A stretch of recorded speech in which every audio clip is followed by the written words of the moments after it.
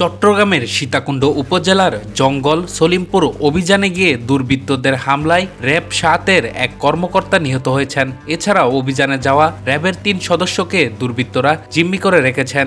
ঘটনার পর সন্ধ্যায় র্যাবের অতিরিক্ত ফোর্স ও সেনাবাহিনীর সদস্যরা ঘটনাস্থলে অভিযান শুরু করেছেন। আজ সোমবার ১৯ জানুয়ারি বিকেলে সীতাকুণ্ড থানাধীন পাহাড়ি এলাকাটিতে এ হামলার ঘটনা ঘটে।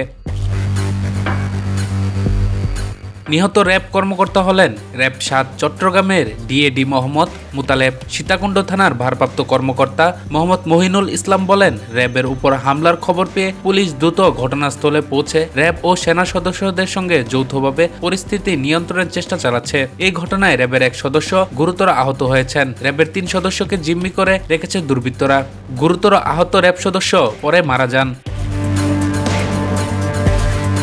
জানা গেছে, দেশীয় অস্ত্রশস্ত্র দিয়ে হামলার ঘটনায় র্যাব কর্মকর্তা মুতালেব গুরুতর আহত হলে তাকে উদ্ধার করে চট্টগ্রাম সামরিক হাসপাতালে নেওয়া হয়। চট্টগ্রাম জেলা পুলিশের একজন ঊর্ধ্বতন কর্মকর্তা নাম প্রকাশ না করার শর্তে বলেছেন, সন্ধ্যায় আহত র্যাব কর্মকর্তা মুতালেব সামরিক হাসপাতালে চিকিৎসাধীন অবস্থায় মারা গেছেন।